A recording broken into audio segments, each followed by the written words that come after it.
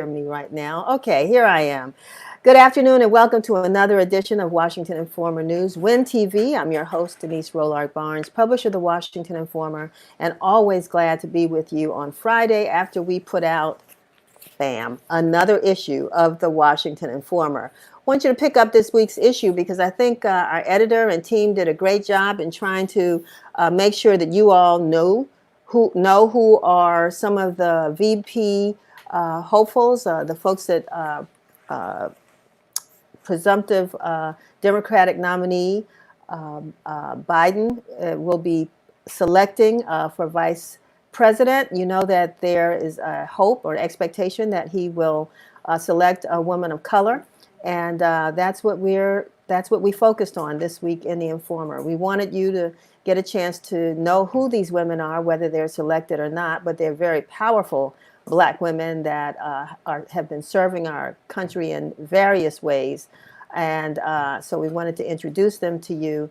And then hopefully this will keep you encouraged to make sure that you can send other folks out there to vote in November. We're going to be talking a lot about voting and the election over the coming weeks because we want to encourage a dynamic and great turnout. Before we get into the show, we've got a lot of great guests. We're going to talk a little bit about education. We're going to talk about jobs and several other, and of course, you know, that football team. But before we get into the show, I wanted to share just a couple of announcements. One, there's going to be a formal opening of Artomatic 2.0, which will take place on July the 21st. And this is the 20th anniversary celebration of Artomatic, a virtual experience of workshops and creators of all types, featuring actors, spoken word artists, magicians, pole dancers, and other art forms. So for more information, you see the flyer there. And we want you to visit Artomatic at www.artomatic.org. And then this week, actually tomorrow, there are about 20 churches in Ward 8 that will be holding a peace walk sponsored by Allen Chapel AME Church and the Reverend Pastor Michael E. Bell at Allen Chapel. And they're asking folks to come out, not only to talk about peace, and because we've had some very violent days not only in Ward 8, but in the city and across the nation. I mean, we've gone from Black Lives Matter to how do we save Black lives? And so these churches have come together. They're going to do a peace walk, as well as voter registration and census information. So we want you to come out. That they're going to assemble at Allen Chapel, which is located at 2498 Alabama Avenue in Southeast DC. And they will be there. I don't see the time, Chevy. They'll start at noon.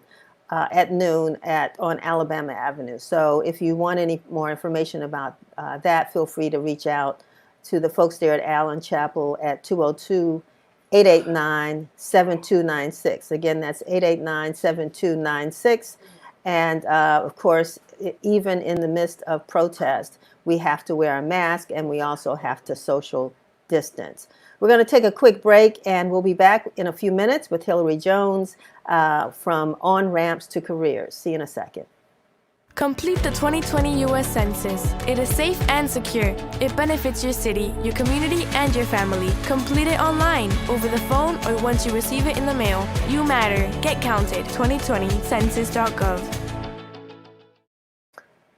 Welcome back. Again, this is Denise Rollard Barnes, publisher of the Washington Informer. We're glad to have you here at WIN TV and to introduce you to Hillary Jones, who's the managing director of On Ramps to Careers. At least 30% of this organization's participants are from east of the river here in Washington, D.C. and Southeast D.C.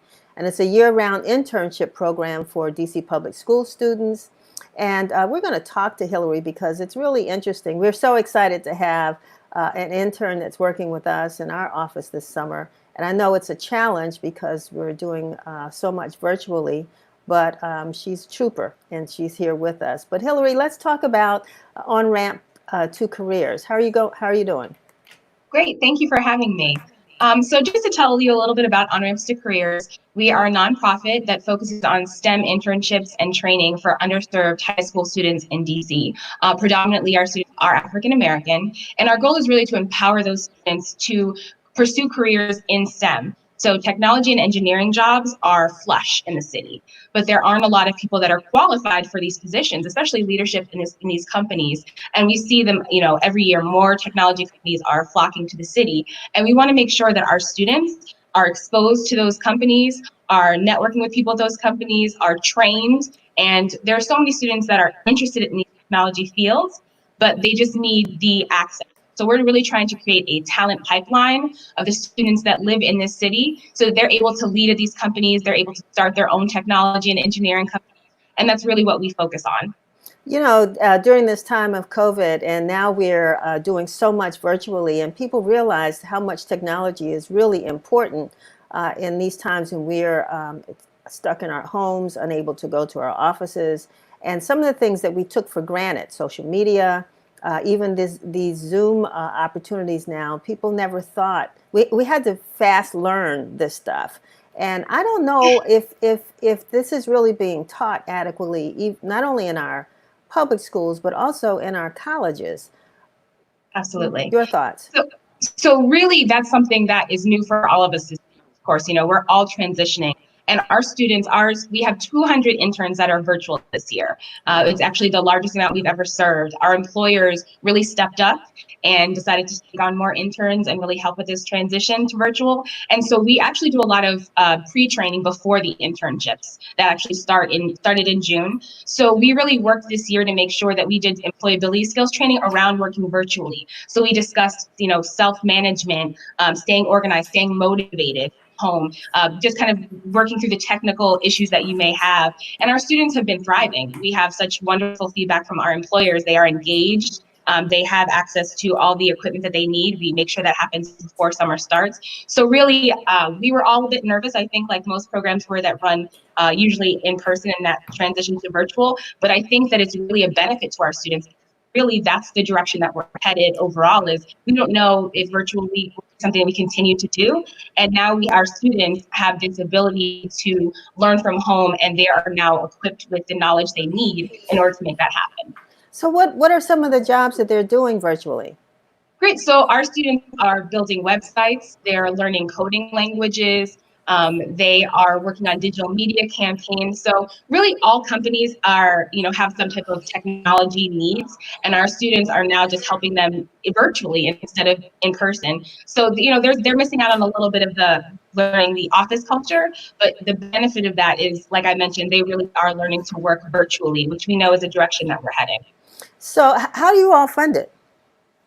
We're funded through several different ways. Foundations funding, we have the Clark Foundation has funded us. We've had private funding from several companies. Accenture is a major partner of ours. The Department of Employment Services is a major partner of ours. They actually provide the summer wages for students. And a really exciting initiative that they have funded fully this summer is a call center. So we actually were able to take 35 interns. They have been trained by a company that creates help desk software. And now last week we've rolled out, so students in DC, if they're having technical issues, can call this number for free and they will be assisted by these interns. And that was fully funded by the Department of Employment Services. So really, we have a lot of wonderful partners, both private and government funded. Well, I'm really thrilled and excited about hearing about this program, and to know that you are providing this opportunity for so many young people, particularly east of the river, because we're talking about jobs of the future. And who knew? So I'm glad that you decided to join us, and are going to post your information. Are you still recruiting, or was this just a summer program? So right now we are finishing up our summer program, but we do have programming that comes up through the year. So we encourage people to visit our website, onrampstocareers.org, and fill out the application or to contact us through the website, and we can provide you with any information to really prepare you for next summer or for any programs that come up. Wonderful. So we're going to share your website and your contact information with our viewers. And I want to thank you, Hillary, for joining us and for doing such great needed work in the community. Thank you so much. All righty. Have a good one.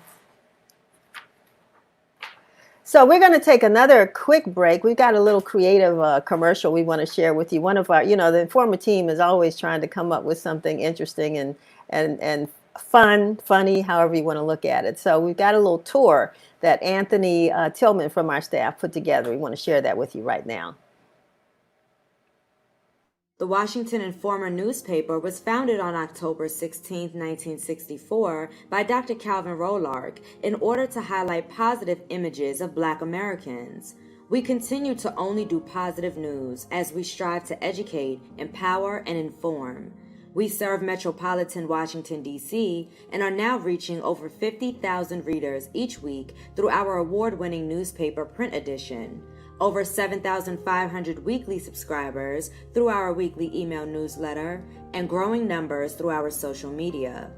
WIN TV was created to reach supporters unable to pick up the newspaper during the COVID-19 pandemic, which aligns with the vision of the Washington Informer newspaper by way of a digital platform. Each week, we discuss the week's most engaging headlines, interview community leaders, and highlight movers and shakers impacting the community.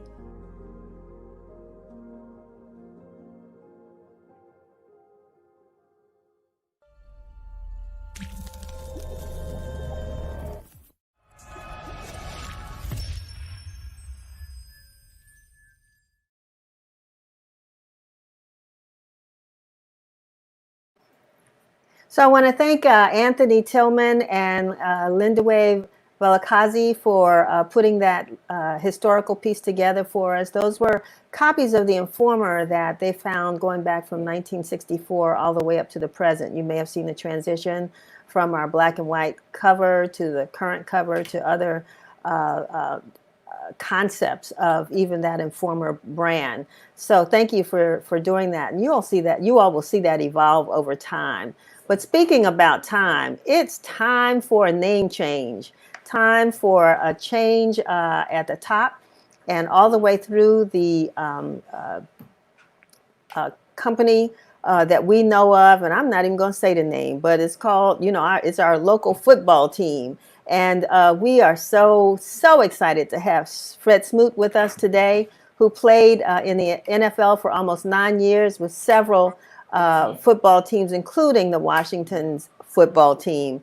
Born in Jackson, Mississippi, he attended Mississippi State. Now he is a profound and accomplished businessman. I'm not going to give all the bio information for Fred because I think folks know who you are. But and I want you to share some of it as well. But God, it's a lot going on with this team right now. What do you think? How would you cast this episode, particularly stuff that's we've learned this week? I think it's an example of 2020. It's a perfect storm, if you ask me. At the end of the day, if you buy a good plot of land with a bad house on it, sometimes you have to burn the house down and rebuild it, and that's what we're going through right now. And when I say rebuilding, I mean everything. We have new everything, and luckily we have a guy like Ron Rivera as the head coach, a guy that's ready to lead, a guy that had to deal with this similar thing in Carolina with his owner Richardson, who literally got kicked out of the place. So I think right now, if you're a Washington fan, I think you should be more excited. I understand bad news come, but I'm just more of a half cup full type of guy. So at the end of the day, I look at the bright side. We have a young, great quarterback. We have Chase Young. We have a young D lineman. We're going to have a new name. We're about to have a new stadium. It's about to be new everything. I'm excited, man. I'm from Mississippi. I always look at the bright side. So why now, Fred? Because, folks have been trying for so long to get the team to change its name. The owner said he would never do it. What do you think precipitated it at this point in time? Well, think about this. If you lived in the DMV your whole life and you end up purchasing a team that you cheered for, would you want to be the person that had to change the name? He only didn't want to change the name, not because he didn't find it disrespectful. So he just didn't want to have to be that guy. And the one thing you do with billionaires, money talks with them. If you ever want to make them mad, money talks. And when FedEx and Nike and Pepsi, and when they say, it's time, it's time. Mm-hmm. I think he's not running from it right now. I think he's running towards it. And I think he's trying to find the right name. Everybody says, well, he's only doing it because of money. I'm from Mississippi. I don't care your purpose of doing it, as long as you're doing the right thing. So, I mean, now, you know, during your tenure with the team, you know, I understand you had your ups and downs, and Of you course I know, do. my dad was great friends with boy, I just got brain freeze, but you know, for the quarterback that took us to the Super Bowl, Doug Doug Williams, Williams, Joe yeah, Theismann, yeah, yeah, Mark and Whipple. right, all those folks, you know, and so you know, we celebrate the victories, but you know, what you want to share some of the stories that you've experienced while you were involved with the team? Well, the end of the day, everybody knows the one thing about being in the public eye, they go through the ups and downs with you. Everybody know I had my shenanigans with the boat crews and all the other stuff, but I learned from those things. You don't Hmm. learn from good times, you learn from bad times. If you ever want to know what makes you a human being or makes you a better person, it's learning from your mistakes. You don't learn from your good decisions. Your good decisions are only what they are, and they represent themselves in that way. But at the end of the day, I think what we're dealing with right now, when women have to go through that, that's systematic. That's just not happening over there at the park. That ain't happening just at Skins Park. That's happening everywhere, in every workplace. And it needs to be handled. And at the end of the day, it's been brought to the forefront. The guys that were committed those crimes have been fired, have been released. Hmm. Uh, they're going to go through their growing pains. You know, these guys are married. I think people forget all the stuff that comes with things like this. Like it shatters lives, and you know, I hate it for the young ladies that had to go through it. I hate it for Right. everybody that's involved. So, have you weighed in on a new name? You know, there are several Yes, out there. You know, the Red Tails, the Wolves, the several others. Have you weighed in? yes, I am the leader of the Red Wolf movement. So at the end of the day, I'm all about the Red Wolves. I think it's the perfect name. I think it still gives us ties to the Native American. The wolf is the spirit animal. I think it also gives us ties to the military because the Red Wolf Squadron. I think it lets us keep the HTTR held to the Red Wolves. I think it lets us keep the burgundy and gold. I think it's I think it's the ultimate fan experience. Like I said, at the end of the day, I can just imagine all 80,000 howling like wolves after a play being made. I think it's an experience that you can't buy. I think it's I think it's a great thing right now. And I think we should be excited. A lot of people mad that the name hasn't changed. Not me, because Yeah. it's disrespectful. I represented that name. I had that logo on my helmet. I understand. I've talked to enough Native Americans to understand how they feel about it. So me myself, I'm a red wolf, and I think that should be the new name. I mean, I heard someone on another news report say the same thing. They look forward to hearing, you know, the crowd howling like wolves, and I can't imagine what's a wolf howl sound like. You didn't heard it. Ooh, you didn't heard a wolf howl before. You know what a wolf howl sounds like. I'm a DC girl. I haven't seen any wolves. I have to look at it on TV. I'm just saying, could you imagine just, I can imagine taking my kids, my little girls, my little boys there, and I'm howling and they howling. That's the experience you want. Win, lose, or draw. Yeah, it does bring Going to a excitement. sports game is experience. Okay, I mean, I appreciate your interpretation. We got that on tape, so we're gonna get that going. If the name comes up, we're gonna do the Fred Smoot howl. You know, but since you've left the team, you in engaged in some business ventures. Tell us what you've been doing. I have an app coming out soon. It's named Wink and Drink. I also, of course, I'm loving working at Team 980 right now. I enjoy working under the Radio One, the TV One moniker. I enjoy that. I'm all over the place when it comes to business. I do a little bit of everything, and what I'm trying to do now in my life is I want to get uncomfortable. I want to do Mm. things that make me feel uncomfortable and try stuff outside the box. So, of course, I've been doing the tech out here because Ashburn is quickly becoming the East Coast Silicon Valley. So I've been talking to a lot of techies. I've been doing a lot with some financial advisors. I've been just trying everything, man. Just the blessing I got. I got time for some trial and error. Yeah, yeah, yeah. We have to connect you with Hillary, who was on just a few minutes ago, working with those 300 young people, you know, in tech jobs this summer. But so, I mean, what is it? I mean, our kids when school starts, and we're going to talk about back to school in a few minutes. But a lot of the kids are not going to be able to play sports this year. And those football, particularly the seniors, who are looking to get college scholarships and what have you, what would you advise them to do now, if they can't play, to keep themselves prepared and eligible for recruitment? First of all, keep working. At the end of the day, I don't care what job you're going out there. Keep working. Keep putting the film out. Keep putting your highlights out. Make the coaches come find you. At the end of the day, you are your best representative. Like a lot of people say, I talked my way into the league. Yeah, I brought attention to myself. And once they came and watched me play, they realized I could play. Bring attention to yourself. Work hard and understand. It's going to be some ups and downs. I don't judge people by their ups. I judge them by their downs.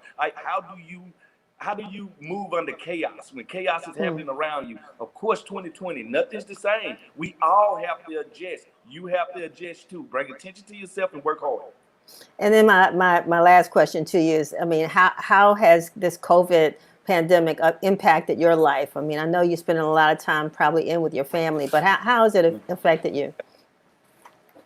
Actually, like I told you, I'm just a half full guy. Like, I've got a chance to spend more time with my kids than I ever did. I have a respect for teachers that I've never had before, because I have been the lunch man, I have been the gym teacher, the English teacher, the math teacher, the gym teacher. I've done it all, and just, I've taken the time to kind of reboot, come up with some new ideas, do some things. And what we need to be blessed about is, if you talk, I would love talking to my grandmama when she was alive, and I know she never had 3 months to sit and do nothing, get paid to do nothing, stuck in the house to do nothing. They never had a break. So if they lived 80 years, it was 80 years of work. And now we got people nagging about the fact that they're all 3 months getting paid and they got to sit in the house. Come on, we got a lot more stuff we can nag about. Fred, thank you. I appreciate the message, but I'm sorry. Yeah. Oh, I'm sorry. I'm getting signals from my team over here. She wanted to ask. I was told to ask you a little bit about the front office of. I think we talked about that, but going back to the football team, just what you see in that transition of the front office of the Reds. I hate to say that. Yeah. Yeah. Everything should be new now. Everything should be new. If you want to leave the past in the past, you have to leave the past in the past. You can't say you're going to move forward in life with a husband that you should have divorced 2 years ago. At the end of the day, I think what they're doing is they're cleaning the house. They're going to have a fresh start. And I think that's needed over there. At the end of the day, it's needed over there. And I think they're moving in the right direction. The great thing about it is Ron Rivera ain't married to nobody in that building. So when he comes in, it's a clean slate, and he doesn't care about firing anybody, as you see. Right. And I think everybody's sort of sitting on the edge of their seats to see what's going to happen.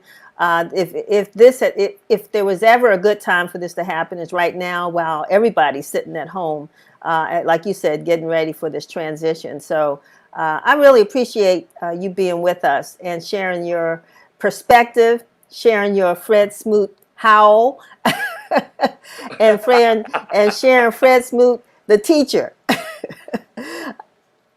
Hey, you know what? I like to converse and I like to talk, and that's what we need to do a lot more of now. If we ever going to get on the same level with everybody in this world, we need to sit down. We need to have uncomfortable conversations, period.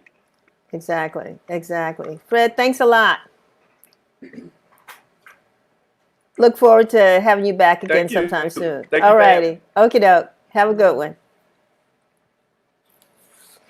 Fred Smoot of the Washington football team giving us his own version of the Fred Smoot howl, but also talking about it's just time. It was time for things to happen, to change in the front office, and and he's very hopeful. I'm glad that he shared that with us about what's going to happen with this football team, the new members, the great new quarterback we have, and so we're looking forward to talking with him again in the future, but also to see what's going to happen for our local football team.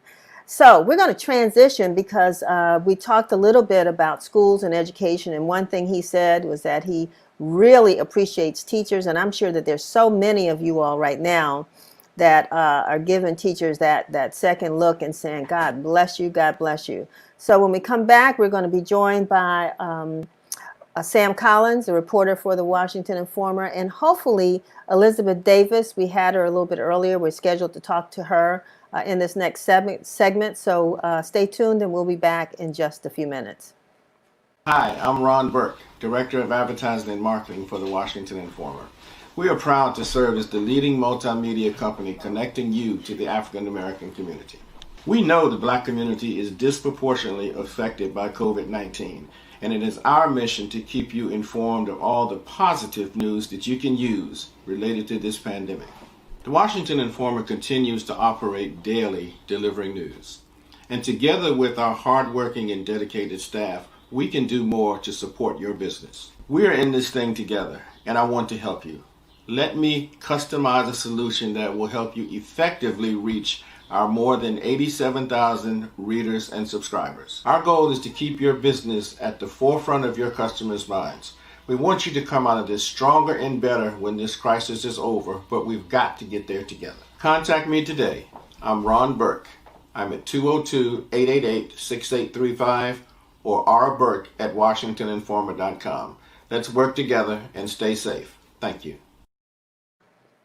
Thank you, Ron. And I want to thank those of you all who've been either praising us or criticizing us for this list of Black businesses that we ran in the Washington Informer 2 weeks ago.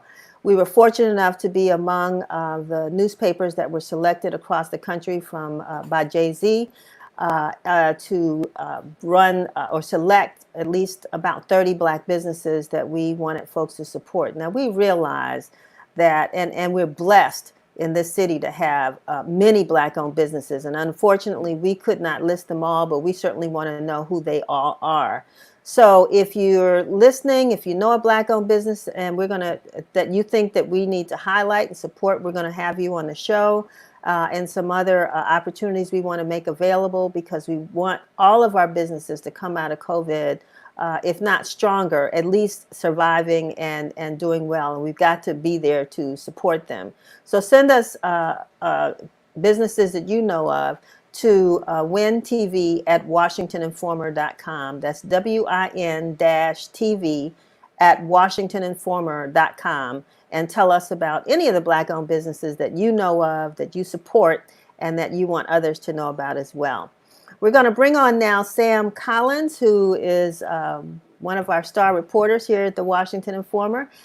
Covers lots of things, but his official beat is education. And we want to talk to you a little bit, Sam, about what's going on with the schools. How are you doing? She's here.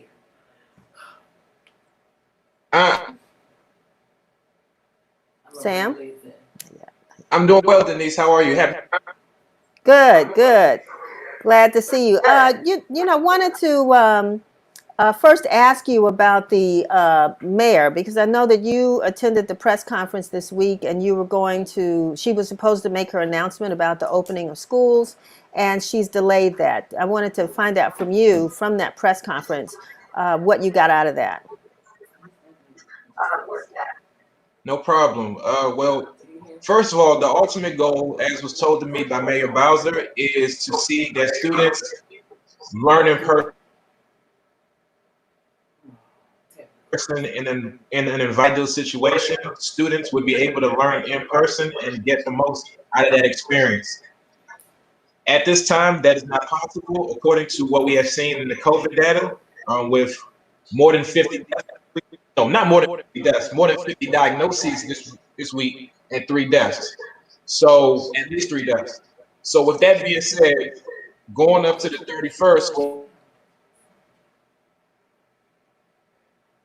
allow DC more time to assess whether or not schools are open or if students will be in at 100%.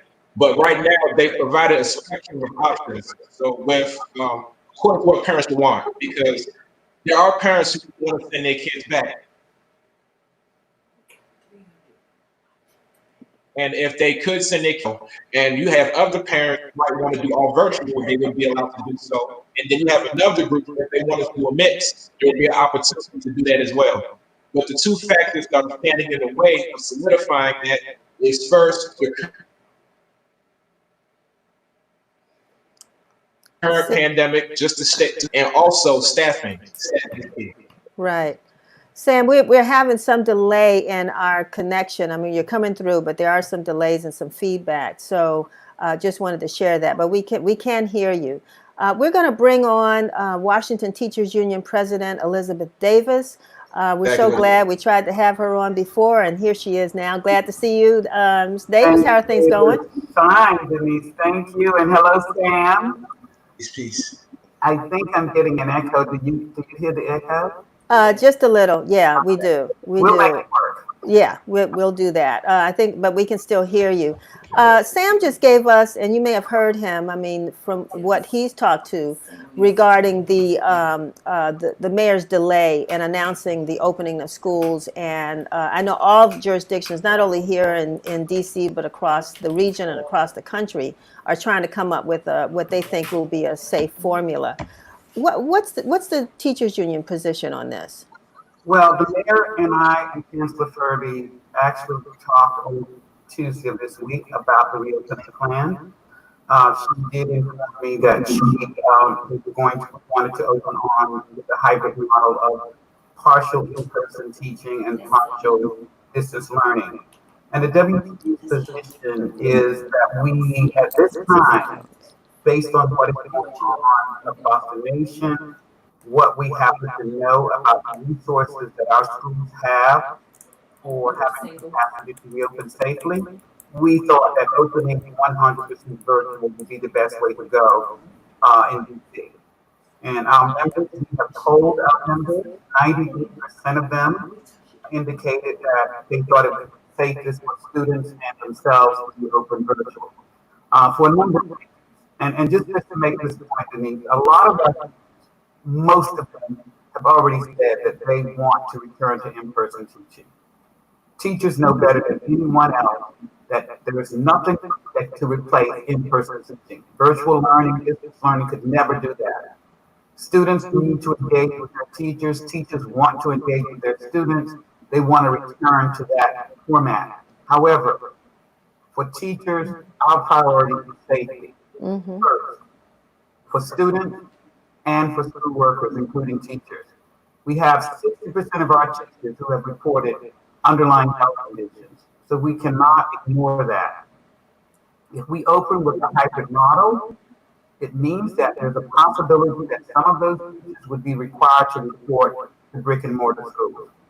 And I don't think that you should have to be put in a position where they would need to make a decision about whether or not they should protect the safety of their family, themselves, in order to maintain a job. So my position when Mayor Bowser contacted me on Tuesday, we had a number of questions about, I had a number of questions to Chancellor Furby and to Mayor Bowser about how do we address the issue of, number one, 40% of our teachers living in PG County. And PG just announced this week that they were going to open 100% virtually.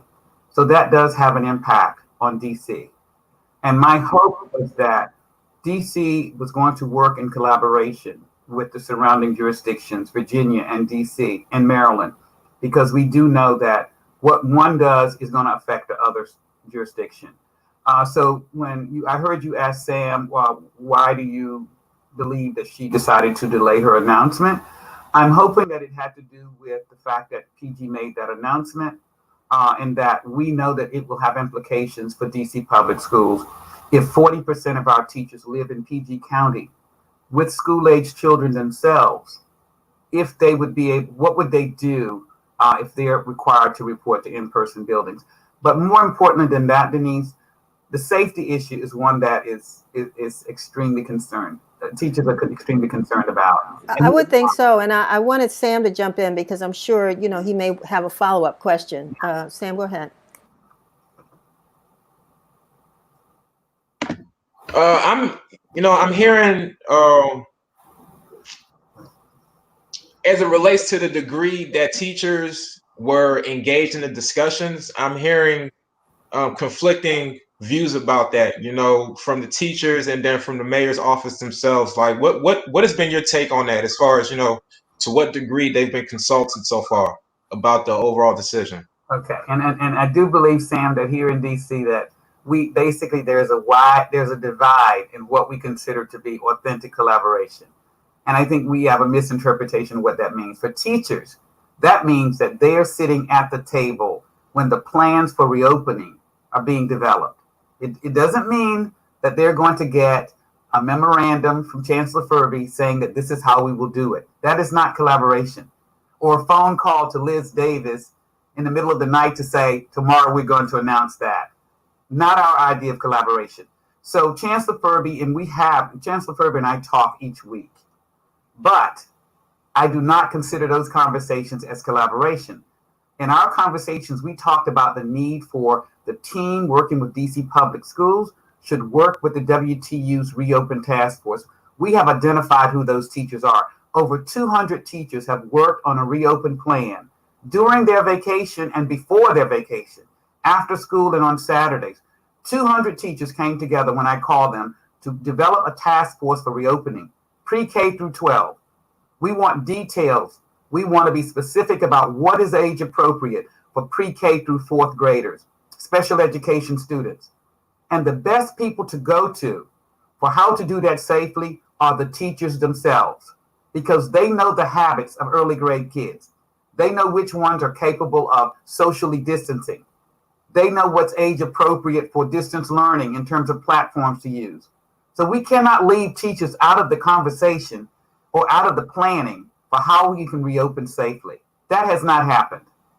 And when I say collaboration, that is what I mean. Working together side by side, individual teachers who worked on this reopen plan and the chancellor's team, whomever he wants to designate, to work with them and laying out this plan.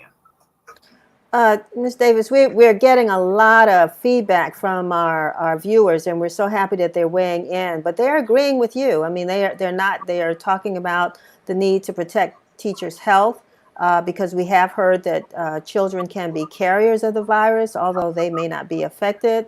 And they're concerned about, like I said, teachers' health and the fact that teachers haven't had a voice. So I think that from what I can see, folks are supporting your voice in this effort. So do we? I don't even know yet. Do we have we don't even have an opening date yet. Is that correct? Well, the mayor at an earlier press conference announced August 31st as the first day for students. That's only weeks away. And Denise, I think that we know we need to have a lot of safety protocols in place. Signage, PPE, the whole 9 yards. Excuse me. So I know that she's been talking a lot because she was on WPFW before she joined us today. So I understand her need to get that drink of water. Sam, we're going to continue to cover what's happening with the schools, of course. And I know that some parents are even coming up with collaborations where they're doing some homeschooling and that sort of thing. And teachers are even, particularly substitute teachers and others, are coming in and actually creating curriculum. Well, not creating curriculum, but creating opportunities for parents to kind of come together in groups. But that doesn't address the overall issue with our schools. So, Ms. Davis, I'm going to give you just a minute to close, or Sam, if you have a closing question, we're going to need to move on. But is there something else you wanted to ask? Yes.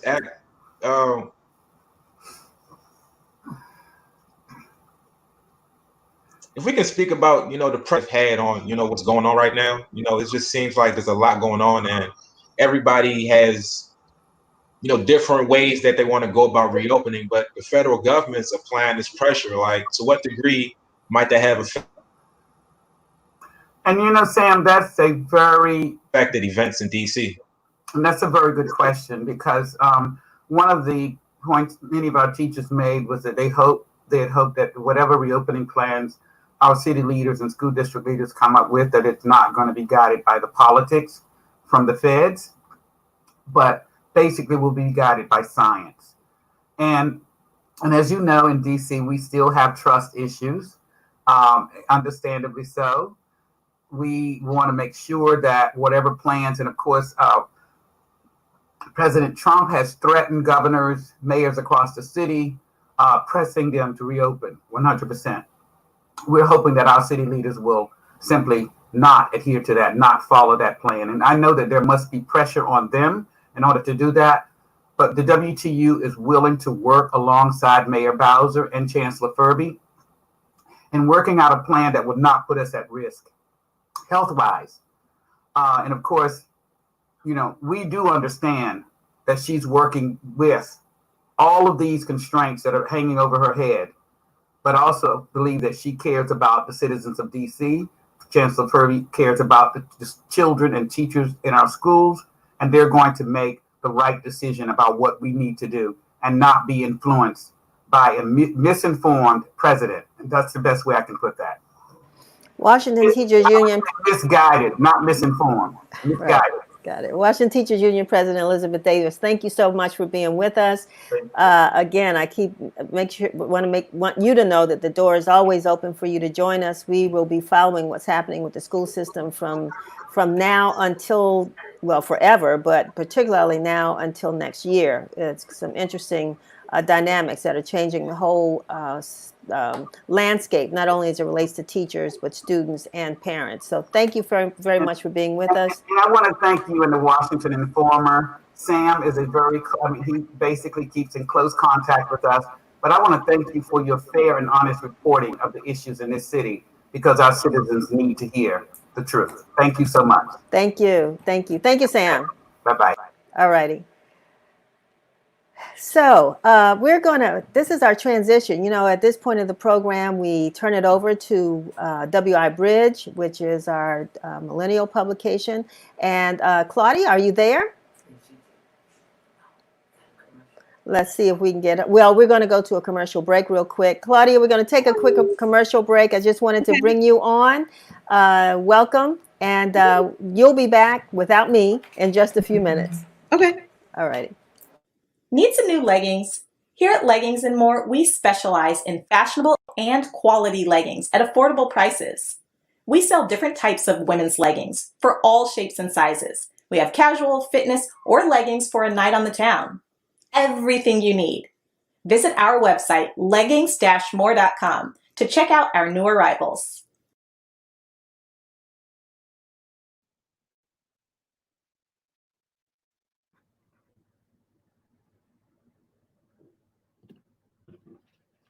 Hello, everyone. I'm here and I am live. And so today we're going to be talking about financial literacy in the Black community.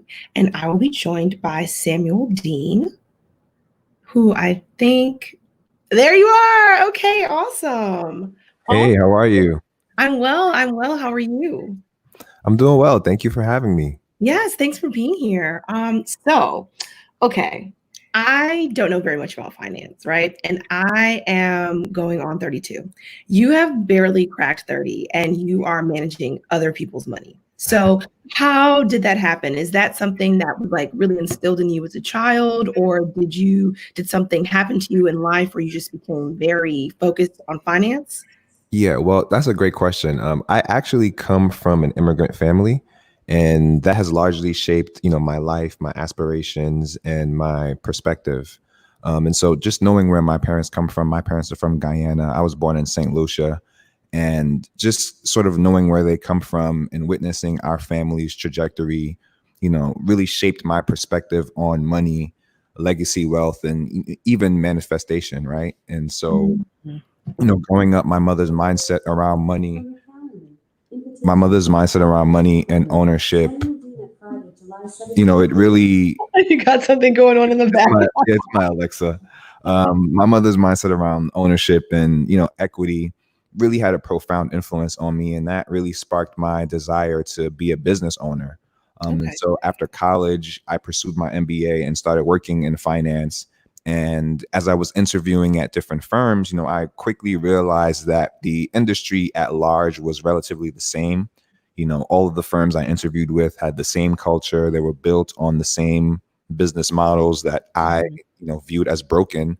And I just felt like it was going to be unfit for my generation.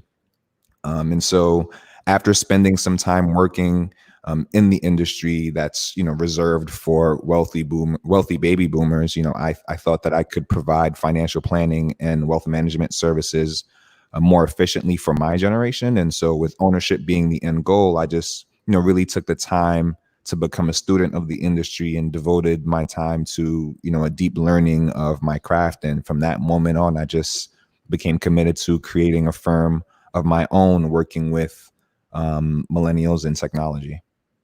So, okay, so working with millennials, you said unfit for your generation. You felt like the other business models were. So, as somebody that is a millennial that is interested in being more fiscally responsible, what is sustainable for us? What is kind of like, how do you start? Say I'm working, maybe I make $70K a year, there's future planning, but there's also investment. And I think that even knowing the difference between those or the levels between them can be overwhelming for people. For sure. But I really think that if you're feeling overwhelmed, taking a few simple steps now can really help you gain control, and more importantly, peace of mind. Mastering your money is it's more than just making the math work out. It's really about adjusting your mindset as well. As you begin to take charge of your finances, you'll change your philosophy as much as you can as it pertains to your day-to-day habits. And so it's important to take, at least in the beginning, take a mental inventory of, your current position. Are you consistently overspending? Do you have enough saved up to survive an unexpected expense? I think the past 3 months has really shown us how important it is to have an emergency fund, and to really, maybe think twice about, job security. We've seen record numbers of unemployment over the past 3 months. And so I think that's sort of the first step, is really just being honest about yourself, about where you currently are and where your weaknesses are. And then it should then turn into, well, how do I, now build a money management blueprint? How do I, put my savings plan into action? What are some things that I need to do to get to that next step? And I do think that it's important to understand those things I just spoke about a second ago, to then, think about what really is that next step for me, what's manageable and what's not. And so a lot of times I think, it just boils down to, if we want to give you, actionable tips, it really boils down to putting money aside regularly and consistently that can be invested towards your future, and leaving money to grow alone, which means, you would need an emergency fund. And so I think those are sort of like the ground level things that you have to do. I like to tell people, you wouldn't build a house from the roof to the basement. You start from the basement and to the ground up. And so these are sort of like the ground level things that are important to sustainable financial wealth. So, okay. So just to run it back really quickly, step one, start setting money aside regularly. Yes. That's what we would say step one is. And so step two would be to start assessing your spending habits, right? And then step three would be what, deciding long-term goals, or? I would say step three is figuring out, well, what's important to you, right? We could have, student loan debt. You could want to buy a home. You could want to get married and start a family. I think you have to identify, well, number one, which one is more important. Which of the 3 or 4, however amount of goals you have, are urgent, right? What are you willing to bend a little bit for to accomplish, that number one priority goal? A lot of times there's so many things that we want to do, and we don't necessarily have all the resources it takes to bring those things into fruition. So at that moment, you kind of have to ask yourself, well, am I willing to put off buying a house for the next 3 or 4 years or so in order for me to focus on these student loans and knock that out, or, focus on saving for this ring and proposing, to my girlfriend or something like that. So I think that you have to understand the priorities, because when you try to do all of it, that's usually where people go wrong. No, that makes a lot of sense. And I mean, we hear all the time that the value of the Black dollar, but then we also hear the narrative about Black families not having any wealth in the household, and, that not being a conversation that we have early on, a difficult conversation about priorities and management and all of that. And so I guess, what, in your opinion, since this is where you're working, I don't know, what kind of impact do you think that that the pandemic has really had on millennials in terms of Black buying power and where they see themselves overall, like in the marketplace. And before you take that on, I want you to think about that somewhat in the context of the My Black Receipt, I guess, initiative that was started by Keziah Williams, and we're going to be talking to her later this month. But just the big push for supporting Black businesses, the sustainability, the Black dollar. Kind of lay that out for me. I know that's such a loaded question. Unpack so much, but we have time. That's a loaded question. So I think it's important to understand a few things, right? So for every $100 a white family has in wealth, Black families hold just $5.04. More than 1 in 4 Black households have 0 or negative net worth, compared to less than 1 in 10 white families without wealth. Wow.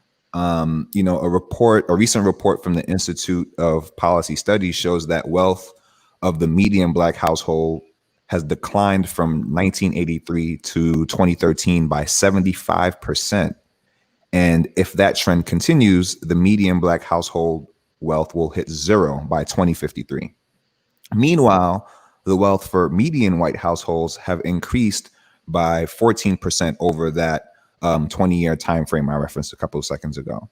So, I think it's important to understand those statistics. And I think they tell a very interesting story, but only half of the story. When you look at the how behind the numbers, it sort of all makes sense. When you have systematic racism, housing discrimination for years, redlining, these are all examples of how we were denied the ability to build wealth through home ownership. And, we know that has been the primary, source of wealth building tool for, years now. And so, not only did the ability to purchase homes give white families the ability to accrue wealth, it also attracted new businesses to those neighborhoods, which increased property values. It allowed homeowners access to other wealth building vehicles like going to college, for example. As a result, the wealth in the white communities compounded and passed to future generations, while the opposite happened for Black communities. So, you kind of have to think about the benefit of how compounding interest works, right, in the stock market, and you investing and getting a 20% return, and so on and so forth. Wealth grows exponentially with time. Now, if you take that same premise and reverse it, disadvantages also grow exponentially with time, and that's sort of the position that we find ourselves in. And so, when you reference, the Black Receipt, where Black consumers and allies spent, around $5 million with Black businesses from Juneteenth to July 6th, that says a lot. I think that if we're able to connect the consumer and the ally to Black entrepreneurs in a way where, we can track our dollars, we can track our expenses, so that, Black entrepreneurs can do the work that they need to do to scale their businesses without necessarily depending on venture capital, which is a whole other issue in itself. It's a whole other box of words. That's a whole other, issue in itself. Right. And so, I think, for the most part, when Black entrepreneurs are well resourced, we're able to create jobs for our communities. And we know that, when our businesses are successful, they'll turn that income into assets, and these assets can then be passed down to future generations, and we can sort of get the cycle going, in that direction. And so I think that I am absolutely for it. And I agree with that movement 110%, the Black Receipt movement I meant. Awesome. Well, thank you so much for joining us, Samuel. Everybody, you guys need to go and follow him on Instagram. It is, go ahead, let him know your handle. Yes, my Instagram and Twitter are both Samuel S. Deane. And it's pretty simple. Pretty simple, but you should follow him. Maybe you can learn something. And have a great weekend. We're gonna hop back to Denise. Thank you for having me. Yeah.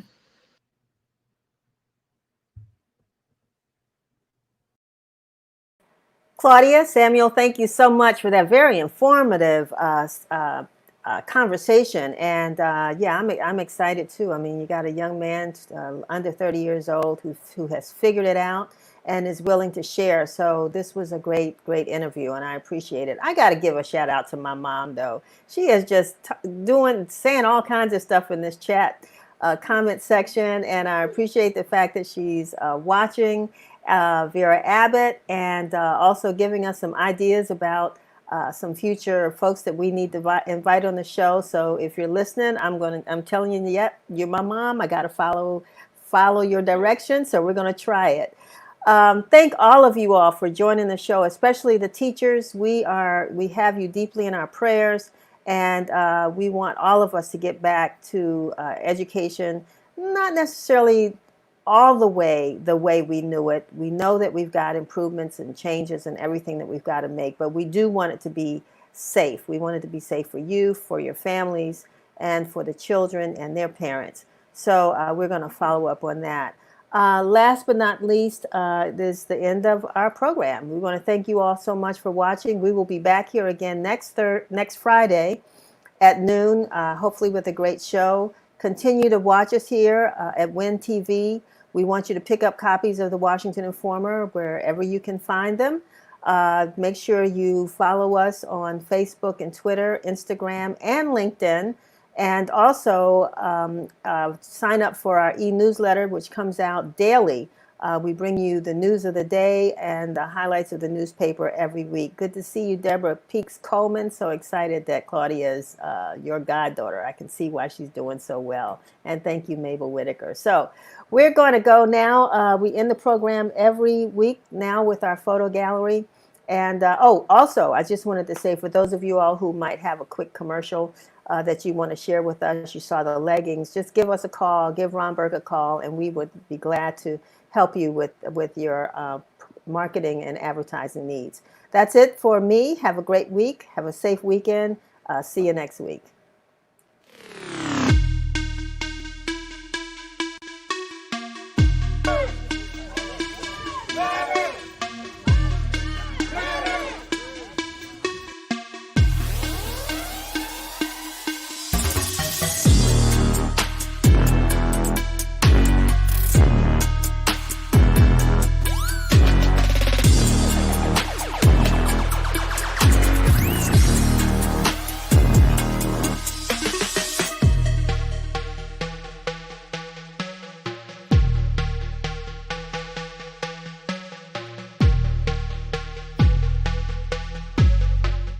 We should have had.